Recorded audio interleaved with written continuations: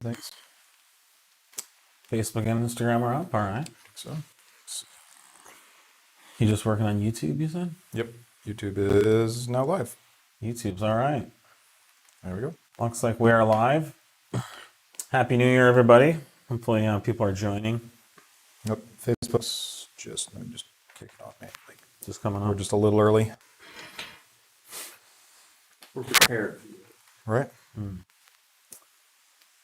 All right. All right. Oh, I guess I timed it about exactly the same as it would have started on its own anyway. All right. Welcome everyone to 2021. Happy New Year. 034 Motorsport Live Chat. We're here to discuss all things automotive, all things 034. Always happy to share an opinion about anything else. So if we ever talk about anything that doesn't make sense, feel free to follow up. And we like to talk just really directly and technically and plainly about everything, and try to cut out a lot of the mumbo jumbo, as they say. So, wanted to thank our customers for an amazing 2020. As tough of a year as it's been, we had a really great year of sales and growth, and so we're very thankful and appreciative for that opportunity. Thank you for supporting us and trusting us. And we shipped more product in December than we ever have in the history of the company. I think, I got to do the numbers, but I think in December we shipped almost double our average month in 2019 in 1 month. Yep. Thank you for everyone who's been waiting for any Black Friday order shipments. We did put a massive dent in that. There's a lot less people waiting now than there was on December 1st. We have more materials and product hitting our shipping dock every day. Our manufacturing team is working overtime to get all these orders processed, built, and shipped. So thanks again for your guys' patience. We're really excited about 2021. I think we have a lot of optimism for what the year holds. Our additional engineering resources and tuning and hardware are very exciting and are allowing us to plan for products and releases that we've only dreamt of in years past. And overall, the organization has grown. Our partnership with MP, our partnership with Racing Line. It's a very exciting time to be at 034 Motorsport, and we're really, again, thankful for everything that the customers, you guys, have done to support us. And we've also had 0 COVID cases at 034 Motorsport since it started. That's something to knock on here. Knock on billet stainless steel. That's to the credit of the staff here, who've done a great job following our guidelines and have been safe in their own personal lives. And I know it hasn't been easy, and I know staff have made huge sacrifices here to do that. But the benefit to the customers is that we've been able to stay open the whole time, and we've been fully staffed the whole time. And we've certainly accepted some disruptions, but by everyone being here, not being sick, not having an outbreak here, which would cause us to have to shut down, possibly the whole company. It definitely hasn't been operations as normal, but we're cranking out as much as we can. I don't think production has necessarily dropped, but we're doing it in ways that are as safe as we can make them, with those that can, working from home, and putting in place a lot of new spacing and distancing and whatnot where we can. As we like to say, it's been optimized. Yeah. Because you always have to accept some compromises to get whatever result you end up with. So, all right, well, let's jump into the questions. Someone is asking, anything in the future for hybrid turbos or full frame turbos on Daza? We're open to opinions on this. We recently had a meeting with marketing and engineering to discuss how far we want to delve into Daza big turbo stuff. There are options out there. Obviously, the iRose Motorsport, that's the one area they really dominate in. They've done a great job of developing a whole line of hybrid and full frame turbo kits. There's other turbos out there from TTE, from Pure Turbos. There's other stuff. There's APR has a kit. Silly Rabbit Motorsports has that kit, which is I think was what APR uses. But we kind of feel like that market's kind of tapped out as far as opportunity goes, and there's already a lot of good options, so we're not sure what new we would bring to that. So, but if we knew we could dedicate the engineering resources to it and have happy customers lining up to purchase, then it's certainly something we would seriously consider. I think then there's also like what turbo options do people want? Well, we're not going to design or engineer our own turbo necessarily. We would bring the tuning and calibration to the table, which would be excellent. And Yeah, I think we would argue they would be the best. Yep. But so if we decide to focus on a TTE kit, are half the people going to say, "Oh, I wish you did the other other kits"? So I guess anything any kind of feedback we can get on that would be helpful. We're kind of in the consideration phase, but B9 is coming up. B9, we are currently doing B9 S4 and B9 RS5 calibrations, and we feel like that's probably the next better market for us to focus on, and that the DAZA market's probably seen its heyday already with already supposedly good options on the market. So, but we take customer feedback very seriously. We prioritize it highly. Because ultimately we're here to engineer and produce products that you guys want, and we certainly push our perspective and opinion on that. But we take the feedback, so please let us know. Someone's asking, when are we going to see 4.0 T-tunes and hardware? We don't have a release date for that, but it is something that we're actively working on and beginning the development process on. We have an in-house S6 that we have some projects planned with that. We'll likely be acquiring another one. We've had some good conversations with some of the 4.0 T industry players. I know we're currently working on a high-flowing intake solution for the 4.0 T. Yep. So. But I'd like to think that we could release something this year for 4.0 T, certainly at least stage 1 and stage 2. But I think that's definitely very likely. Yeah. Yep. ETA on ethanol blend MQB tunes. It's pretty much the exact same answer you just gave.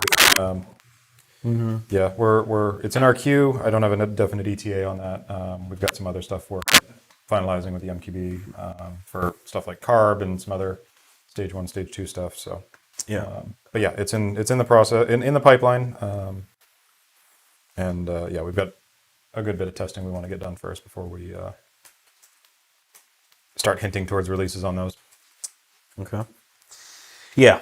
Because that kind of stuff, that'll be, the calibration's not difficult in any way, but we need to get it to the track. We need to make sure, all the testing. We go through our full testing suite with that kind of a change.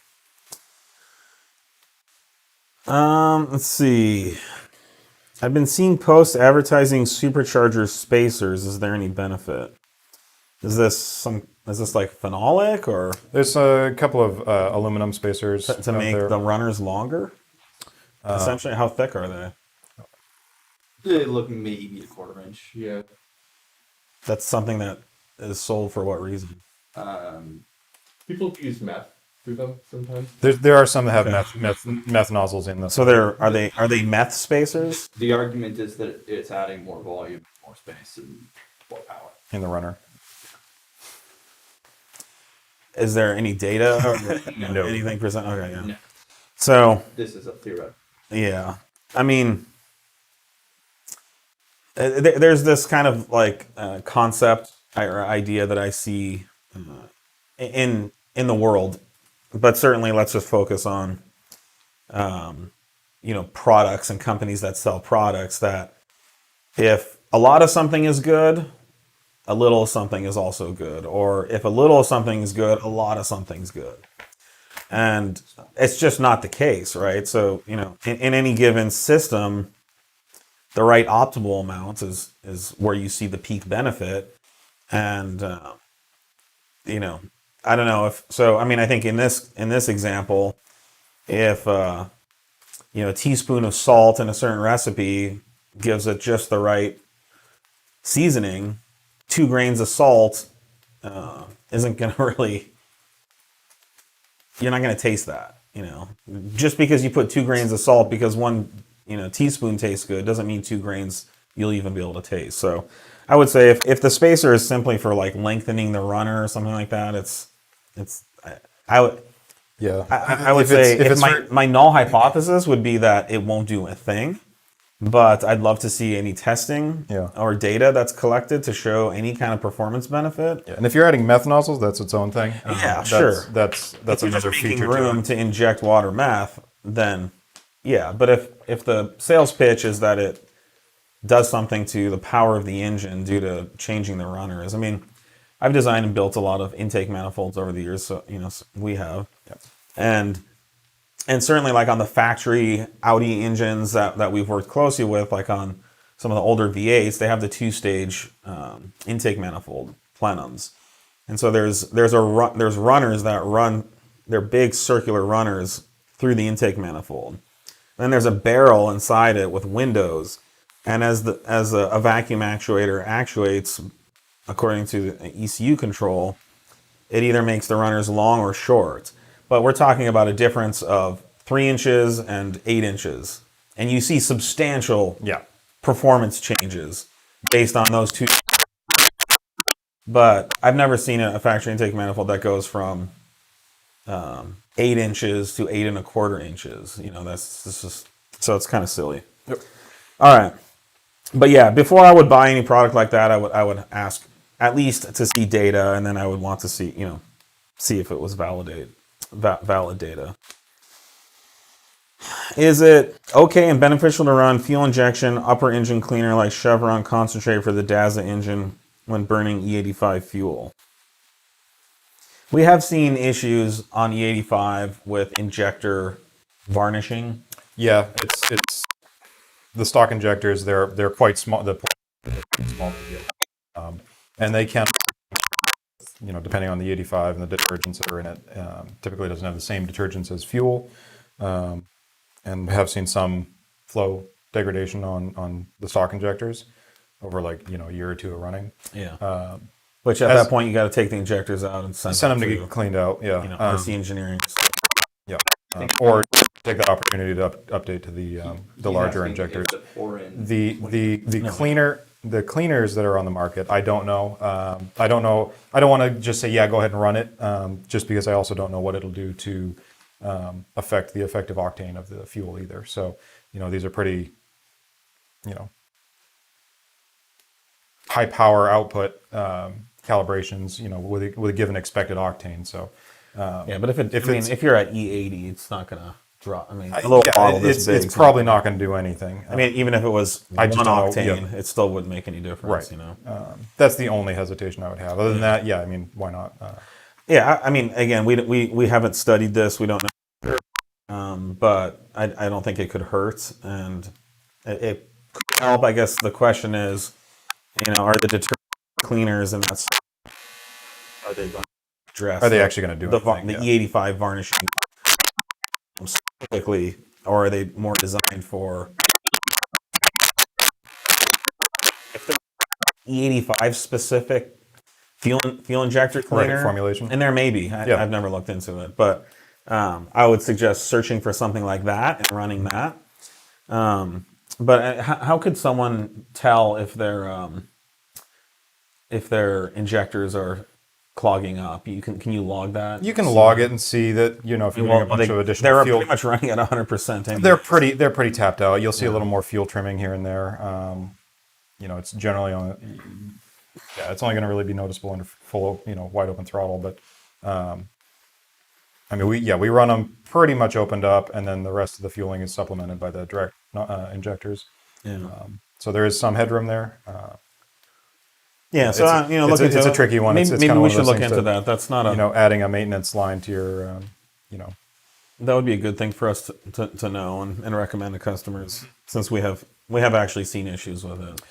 We haven't seen, yeah, we've seen some reduced flow after sending the injectors out to get tested. Did we have a reason for? We didn't have any reason to do it. But they were pretty bad. Other than, I think one of them was. Other than remember. we wanted to know, how they were doing after, I think that was a year and a half of use of straight E85 the entire time. There's some audio static on Facebook that people think. Okay. Like what? It's like crackling or cutting in and out. They're calling it crackle tune microphone. Oh god. Great. I don't know if the gain's up too high or something. Nope. It's the same as we always run it, so I don't know. Sorry for any technical issues. They do crop up. Can you make a battery cover for the 8VMQB to match the plastic intake material? That's a good idea. Problem with that would be an injection molded part. And the problem is the tooling is astronomical. Yeah, we could probably rotomold that, but yeah, it's still a lot of tooling. It's a big piece. But Mark, why don't you jot that down? Add that to your queue. Yeah, I mean, it's not a bad idea, especially I think if someone just wants a nice battery cover that looks OEM, that's a really good idea. How easy is it to data log with your dynamic end user flashing kit? We've been talking to Nick. He's actually working on putting a video together to show just how, just what's involved. It's you plug in your cable and you push connect right now. That's literally the extent of it. It'll connect to the ECU. We have a database online that stores all the definitions and whatnot we need to capture. It'll pull that offline from our servers if it needs it, and you'll start seeing data stream across the screen. So we try to make that step as simple and fluid and easy as we can, for you guys to capture data for us. So very easy. Yeah, and it's something that we need to reiterate and start making sure customers understand is our current logging program or suite it's not for someone who's trying to evaluate the performance of their car and,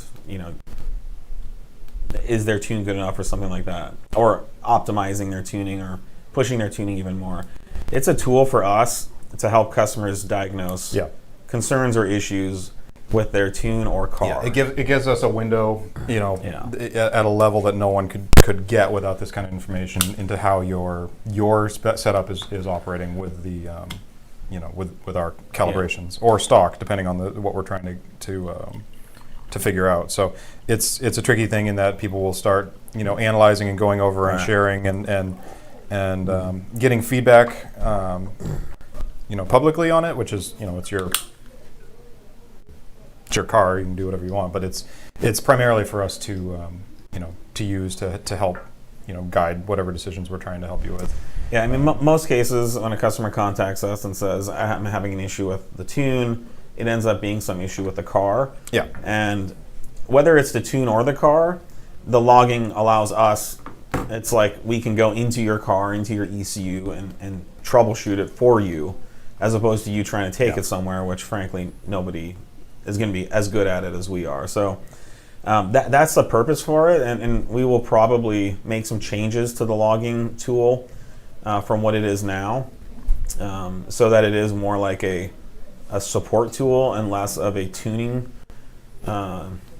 evaluation tool. Our tunes are optimized, our tunes are production quality, and so very rarely is there an issue with the tune. It's typically something with the customer's car. And our goal is to support our customers by having this tool to help them troubleshoot it. Now, we may look into doing a actual ECU logger product, which would be separate from what we're offering now. It would be something that we sell, and it would allow users to, frankly, our competitors could use it to do their own calibrations. It's an actual ECU calibration tool that allows you to log. But our goal is to support customers first and foremost, and so this logging tool is what we use that for. What's the 8 and 8 speed? Oh, so this is the question is where is that? Yeah, it's the new 8-speed automatic trans that's coming in. Oh, really? The I've base never heard model of that. Golfs, the MQB, the new MQB platforms, or some of the Tiguan's. So the Mark 8 stuff? The base model, yeah. So not GTI, not performance. Is it since 7.5? 2019? No, Jettas have had it for a while. Yeah. Tiguan's have had it since the Tiguan it released. used to be golf. Yeah. Yeah, okay. Well, it's something, we'll definitely be looking into.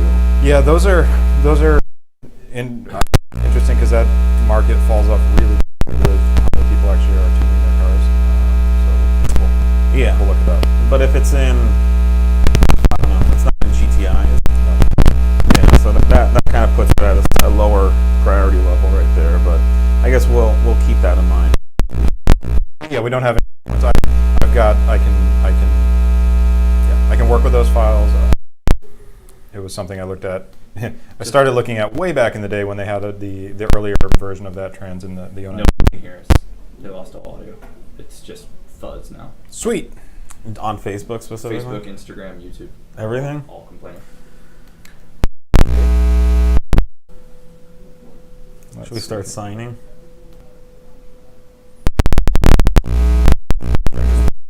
Trick is, I'm sure you swore something terrible like that. Let's see here. Pegged. Is it better? Is it better now? Supposedly. I turned on the noise cancel. I bet it's one of the mics that's freaking out. Let me unplug it. Brad says better now. So Better now? I turned That's on all, that's all that matters. All right, let's. Brad said. Brad says it's good, so it's good. Okay, all right. I'm going to keep talking and then I'm we'll... gonna unplug you for 1 second. I'm taking. Oh. It's got headphones on. Probably just got exploded. All right.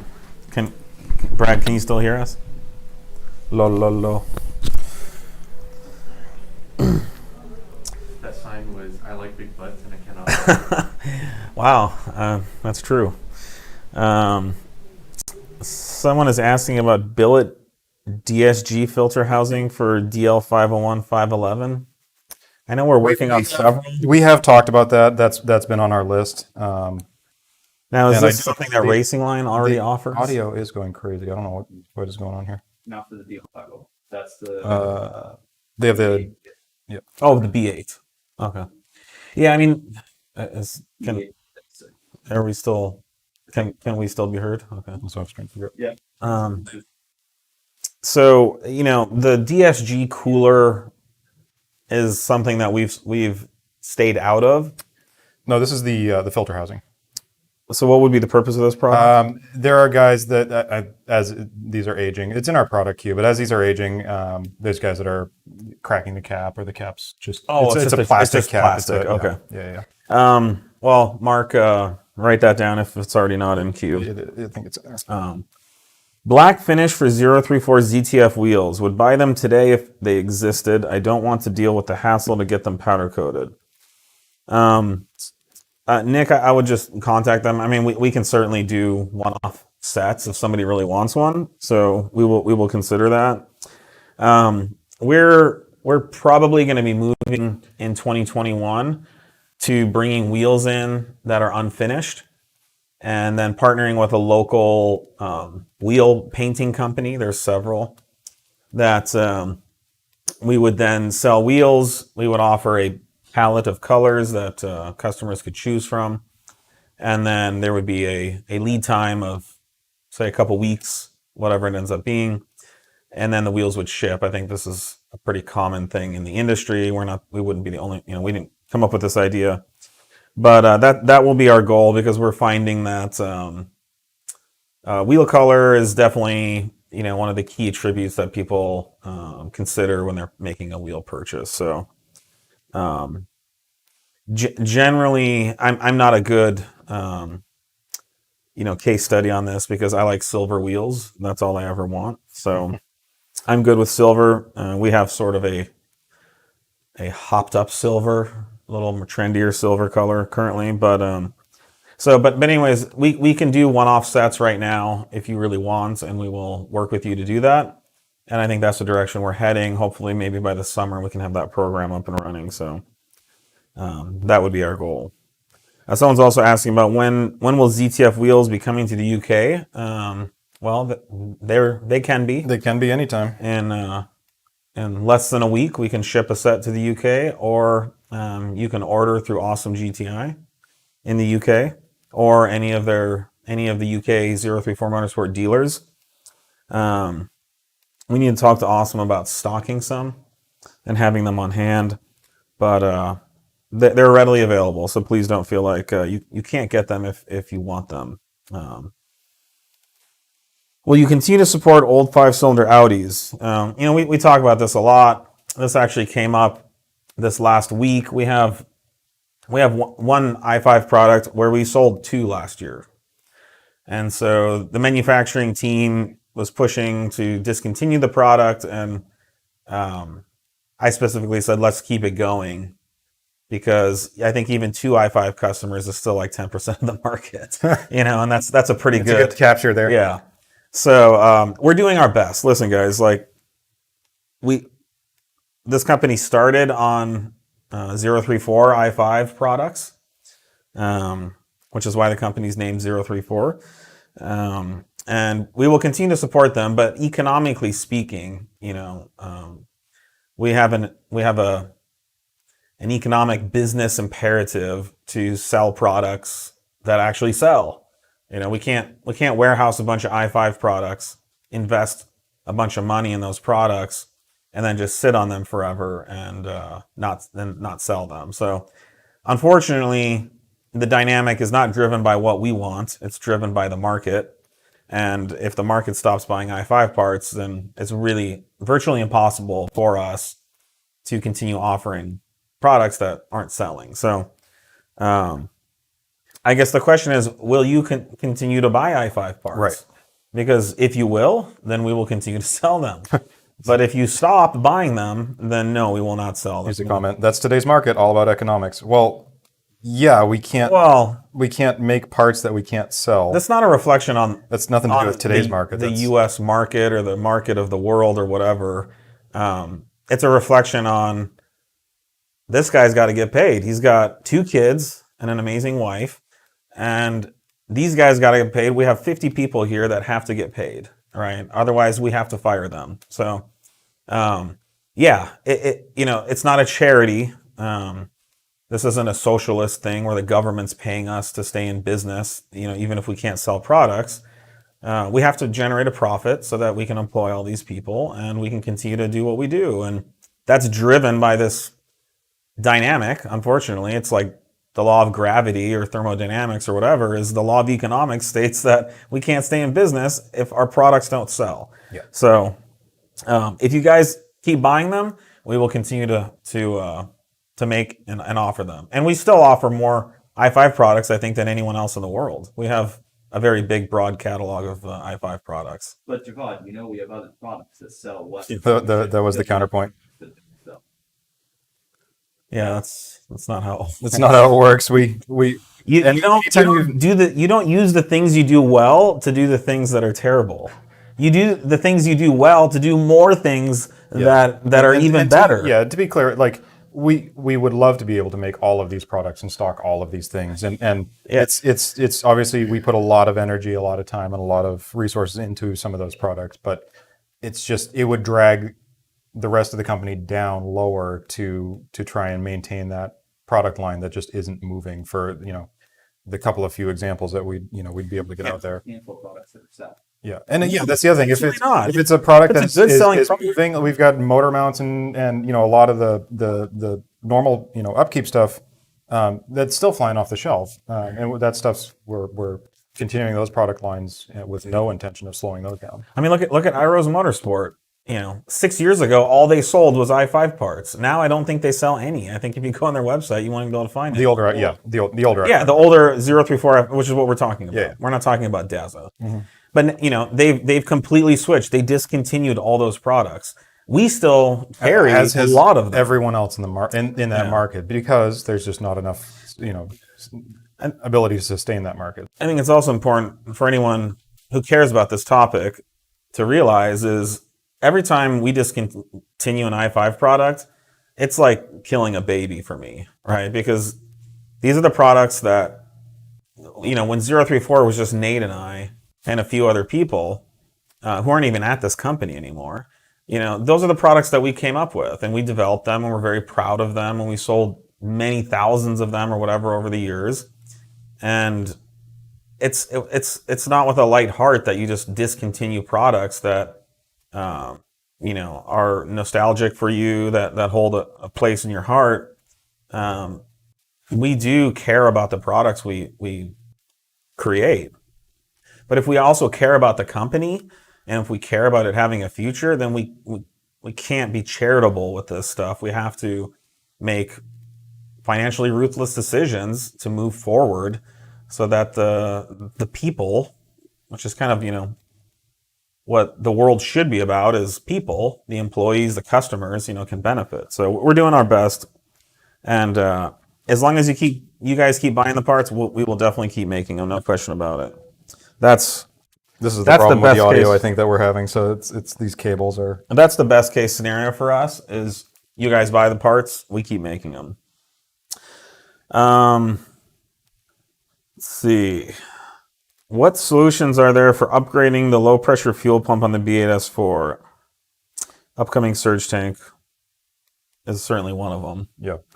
So we will be releasing a low pressure surge tank. I believe it will be mounting in the firewall area. And yeah, there's a big cavity there that's usually empty unless somebody's done a bunch of meth stuff under the hood there. But even then, there's quite a bit of room there to mount these. The benefit is instead of pumping from the tank in the back of the car and running through an 8mm fuel line all the way to 15 feet to the front of the car, the factory fuel pump will now be relegated to simply filling the surge tank, which is virtually in the engine compartment. And then you're left with some bigger 10mm fuel lines that feed the high pressure fuel pump directly, and it's a higher flowing pump and a higher flowing configuration, and it would also eliminate any possibility of fuel starvation when any lateral or forward aft forces are present. So that's what we are doing, and that should be kind of an end all solution for the B8s on the low pressure side. We're also working on some exciting high pressure fuel pump products that we will be releasing more information about in the future. I touched one today. Oh yeah? Mm-hmm. They showed up? Yep. We got samples, all right. Yep. I was at Laguna on Saturday in my 034 Stage 2 Mark 7 GTI, Mark 7.5, and had some lean in the corners. Currently on stock suspension and your rear sway bar. We're talking lean, not right. Not fueling. Body roll. I saw Nick typing it out, and I was like, oh. Should I do springs or front sway bar next? I don't want to compromise street handling. You got to do both. Yeah. You got to do both. If you're on track with this thing, it's going to be night or and day. The street. I mean, our springs and front rear sway bars is wonderful on the street. It's also wonderful on track. Yeah, I mean, this is one of the things we kind of went out with, and it's one of those things, one of the products that I think exceeds the OEM drive feel on the street. Was that a GTI or our GTI Mark 7 now?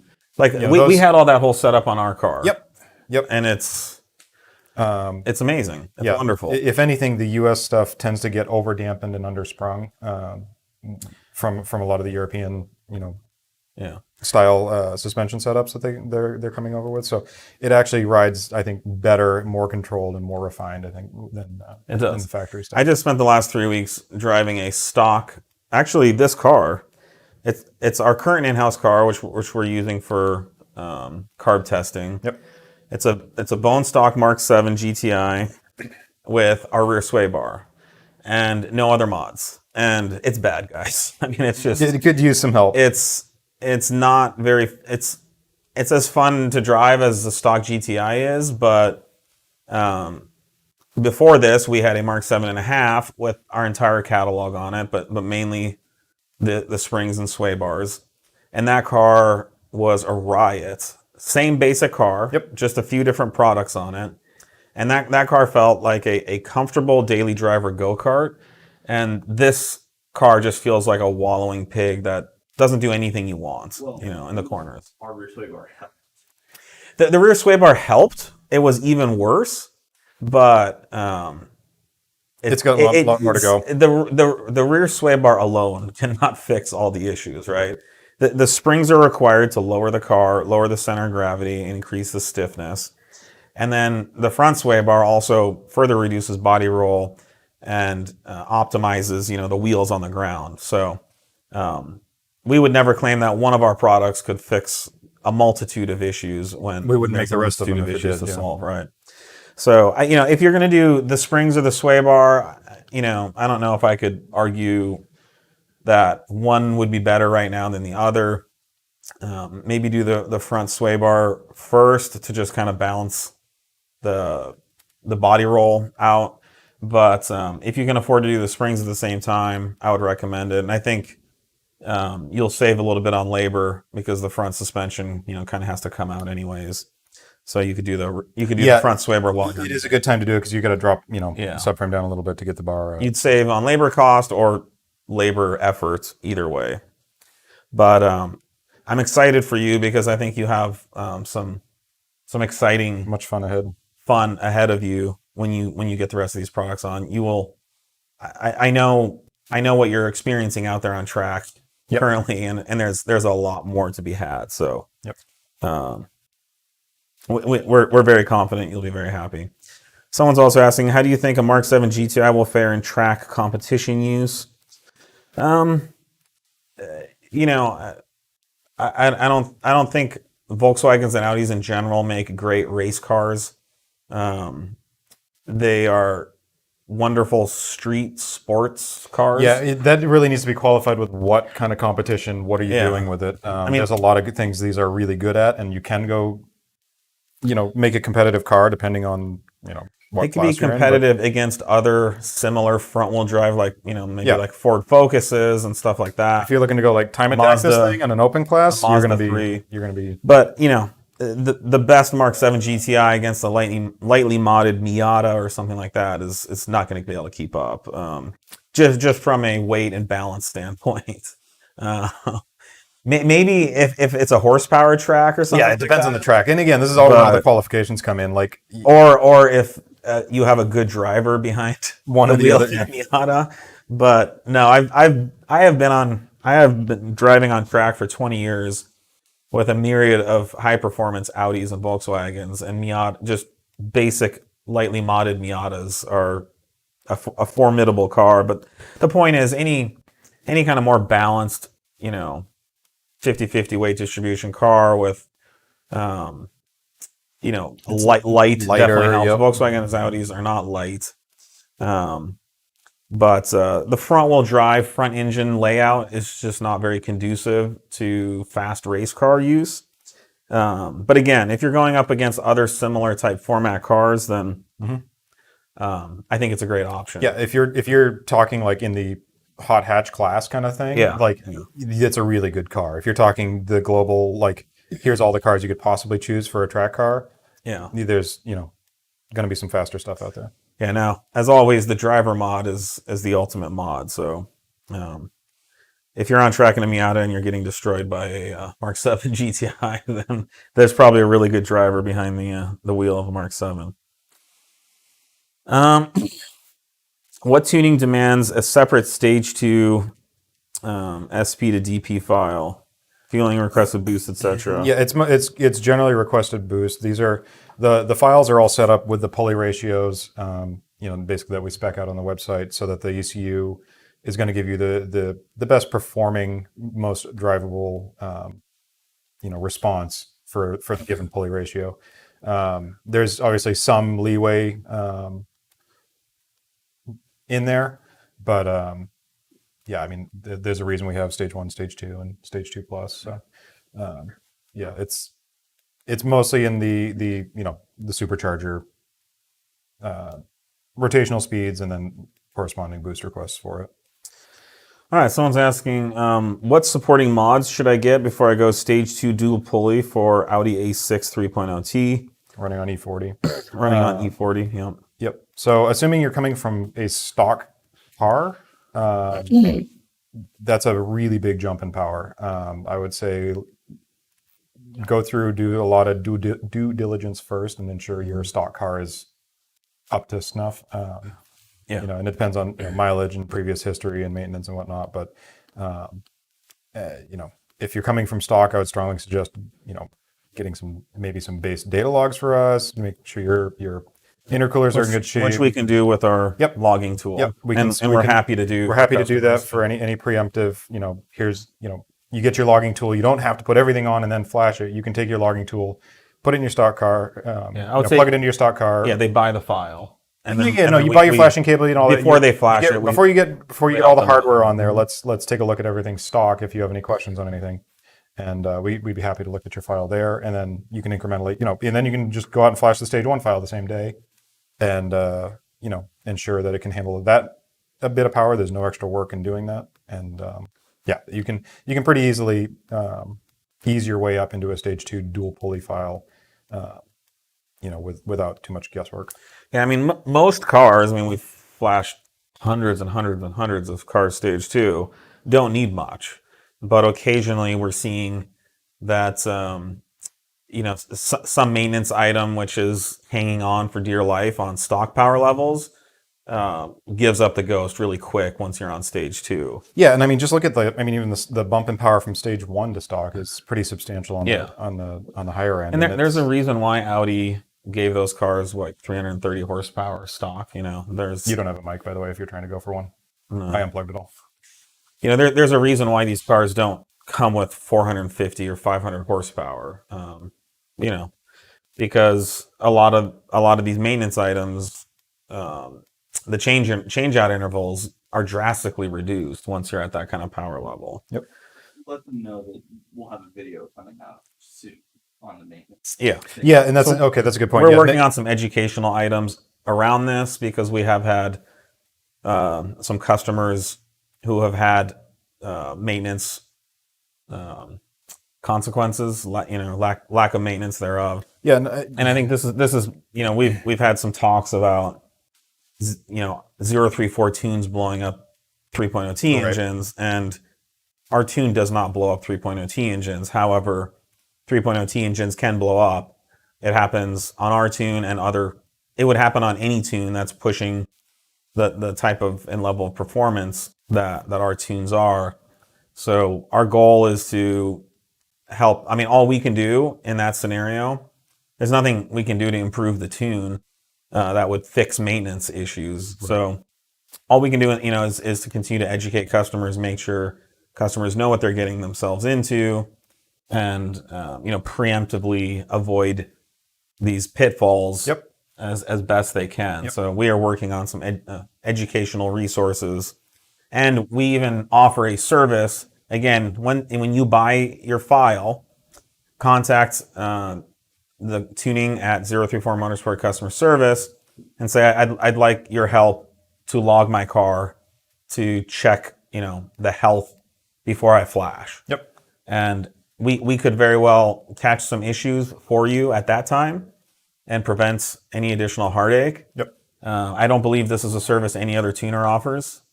I'm quite certain the big name tuners don't do this.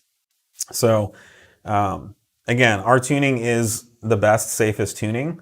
At this point, all we can do is help customers evaluate the health and, you know, address any of those issues before they flash. Yeah. We don't nearly see this as much on stage 1 files. Stage 2 is a whole order of magnitude higher performance than stage 1. And 2 plus. It's 2 plus, yeah. 2 plus E40 it's stressing things a lot more. It's loading up all your mechanical systems on the car. Yep. Will you make a non-carbon fiber intake for the 2019 RS3? I mean, you want to ask why? It's been commonly requested, sort of like, I just don't want to spend more than $500 on it. Oh, so price point. Right. Yeah. We can if it would sell, if people, you know, if it's really something more than 6 people want, you know. I mean, I see people buying the CTS one, which is just So depressing. But is that one's a lot cheaper? I guess. Yeah. Mark, write that down. Any update on the Super Duper charger? Yes. There is a metal one currently. The initial casting came in. There's a couple of tweaks we're making. We're going to further improve it. Optimize a couple of spots we can. So that will delay. We're going to improve the flow and function of the part after getting the aluminum piece and evaluating it. We're making some changes. So we're going to update and change the tooling. And it will delay things about a month, but it will be a better product. Yep. And so we're hopefully, I don't know, March-ish should be able to release. Everything else we have here, except the aluminum casting is the final thing we're finalizing. Yeah, initial casting samples came in. They're gorgeous, and on our car currently. Should I get an intercooler for light track use? Stage 2 GTI. Hell yes. Yeah. Especially on track. So the stock intercooler is really designed, one, for stock power levels. But when you turn up the boost, you move your turbocharger into a different part of the flow efficiency map, which means that as your turbo produces more boost, it produces more heat, which is at a lower efficiency level. That heat your intercooler has to deal with. Now, on the street, that heat can be dealt with pretty easily. If you're on the freeway and you blast around some car and you lift, your stock intercooler will absorb all that heat, and then it'll shed it relatively quickly because you're off boost and there's no additional heat coming in. On track, however, you are accelerating almost constantly for 30 minutes at a time. And so your stock intercooler will heat soak by turn 3 or 4. And then it'll just be heat soaked for the rest of the session. So what happens is your ECU starts pulling boost and timing to compensate for the hotter air coming in. You could easily observe this by logging air temp at the intake manifold or throttle body. You could log it through VACCOM or VCDS or whatever, and you could see your elevated intake air temp throughout the entire session. So an intercooler upgrade is needed anytime, not even on track, but anytime you want to accelerate more than 2 or 3 gears in a row, you're going to need an intercooler, especially when boost is turned up. I think the only time you wouldn't need one is if you were on stock power levels, and even I think then. Well, even then it'll benefit. And this is one of those things that you're going to get a cooler running overall system. Whether it's free power. Whether it's other than the cost of the intercooler, it's free.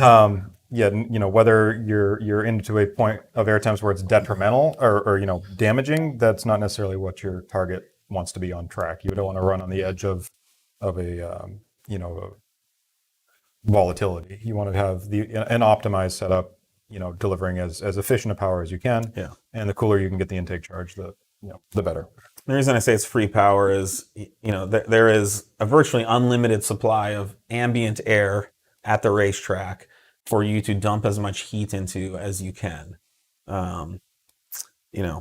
Thankfully your car is producing little enough energy not to necessarily affect the global temperature of that area, but it is free. It's free cool air, and the closer your intake temps can get to the ambient, the better. So that's going to require an intercooler upgrade. Of course, we recommend the racing line of intercoolers that we now carry.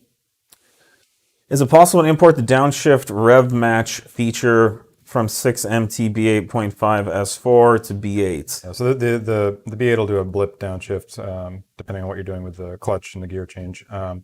This is the first request I've actually ever had for it. I don't think it's something we will be putting a bunch of time into. I got to look. I think some, if not all, the maps are there potentially for the B8, but yeah, I've never looked into those.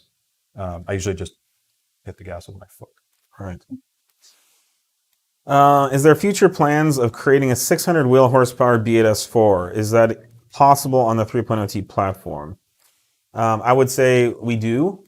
It's not possible on a stock engine. This is the issue we're having with some customers who are on stage 2 plus, E40 ported, water meth, whatever power adder devices, that level of power, which is like 550 wheel or something like that, is pushing, the stock components to their usable limits, which is to be expected.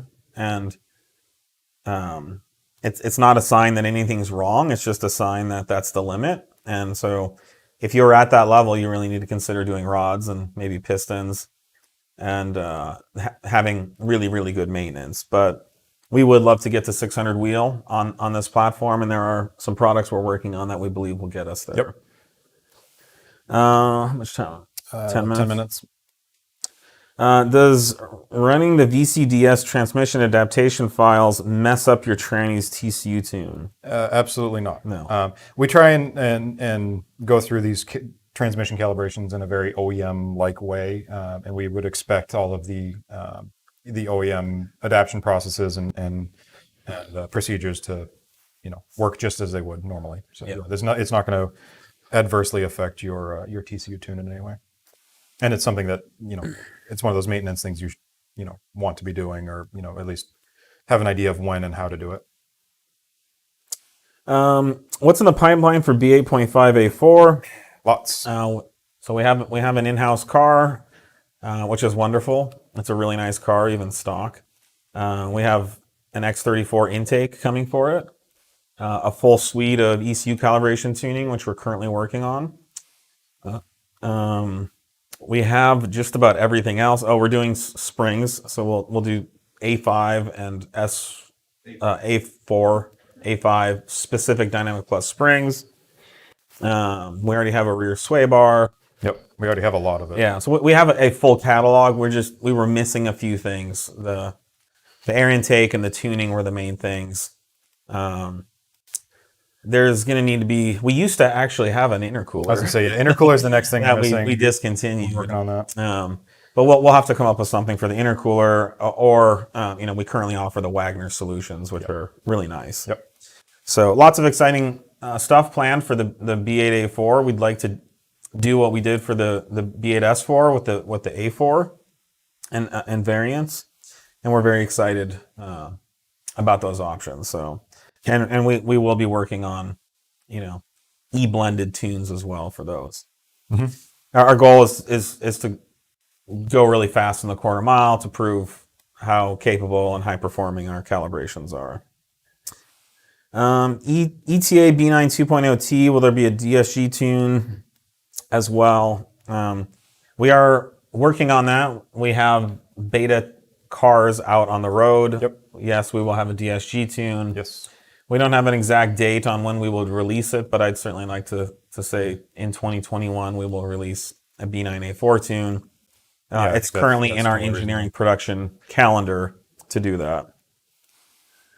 How common is it for DAZs to blow out DI seals? Is there room for improvement in this area? We have seen a handful of them. Yep. Really? We've had some come through service. What happens?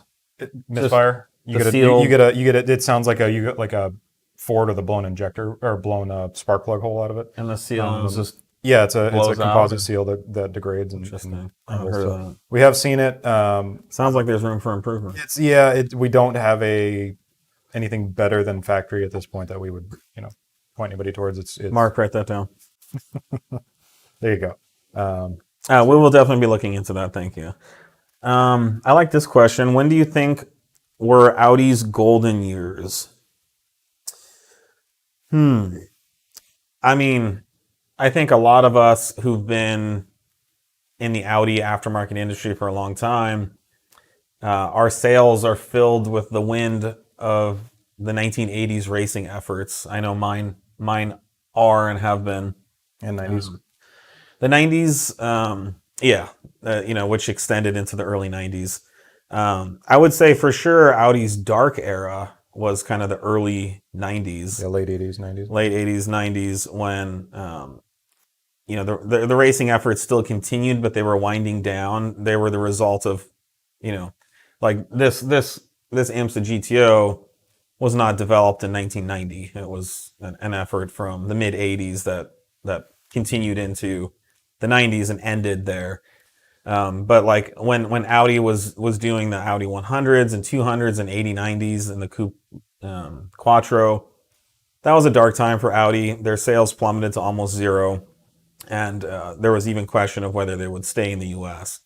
And the B5 A4 and the 1AT completely brought Audi out of that era into a more modern area, which I think Audi's current state is very good. But I think the golden era was when Audi innovated with Quattro and innovated with the i5 and also turbocharging. Audi was an early adopter of turbocharging. You know, Audi did some really bold, innovative things by embracing Quattro all-wheel drive, by embracing turbocharging, by embracing this odd 5-cylinder engine, which produced more power than a 4-cylinder, but was more compact than a 6. And more fuel efficient, more fuel efficient than a 6-cylinder. Those were all key things. You know, the Audi 5000 Turbo, the Audi Quattro, even the Audi 4000, you know, to a big degree. These were epic, revolutionary cars, and there's still a huge enthusiast, community around appreciating and loving those cars. Now on the racing side, Audi did the same thing. They took all that technology to World Rally, and they blew away the competition. Nobody could even compete with them. And then they brought it to the Trans Am series in the U.S., and they destroyed everybody. And then they took it to IMSA GTO, and they did something so well with those technologies that they ultimately got banned and outlawed. And in World Rally, the speeds in the cars got so fast and so crazy that it just became too dangerous, especially with all the fans. So, I speak for myself, and I think a lot of guys kind of my age, and some women too. That's kind of the golden era is Audi's efforts, racing efforts in the 80s, which ultimately bled down to the production cars. I mean, there's so many good videos. If you've never seen ESPN's Unfair Advantage, documentary, I believe it's all over YouTube. That documentary, I'm actually getting chills talking about it right now. That documentary changed my life. Like, there's my life, of course, meeting my wife is one of those moments, meeting my children, but professionally and kind of hobby-wise, I saw that video in an automotive program at De Anza Junior College, and that changed my life. The arc of my life was different as I left De Anza College that day. I pursued a whole different range of priorities in my life. Professionally speaking, I knew that I had to be a part of that. I wanted to do what they were doing in any way I could be. So that to me is the Audi's golden era for sure. Yeah, it's just one of those technologies. It's just like, well, why isn't this in everything? It's just that the paradigm shift of why don't you have all-wheel drive everywhere if it's just dominating everything? Sometimes someone just sees an opportunity that for some reason nobody else has seen. I mean, it's just sitting right there in front of everyone. But Audi's innovative move was, up until then, four-wheel drive meant a huge clunky transmission, a huge transfer case, a huge rear diff. And Audi created a beautiful engineering solution where power fed out of the transmission into a center differential, which was inside the transmission. And then there were two counter-rotating portions inside the diff that then power would feed out to the front diff and the rear diff out of that center diff, all in the transmission itself, which was really no bigger than a normal transmission. So they created this innovation that ultimately led that technology to be put in everyday street cars and race cars. And, you couldn't take a Ford Bronco four-wheel drive and stick it into a sedan rally car, but you could, this other Quattro technology that they came up with. So anyways, I think we're about out of time. Thank you guys for watching. We really appreciate you joining us.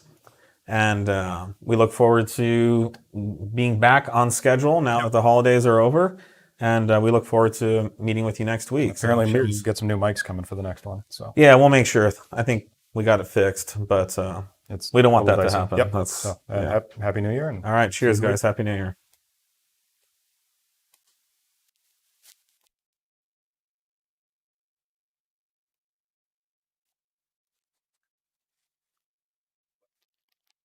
we didn't get to it, but it's probably good to talk about before.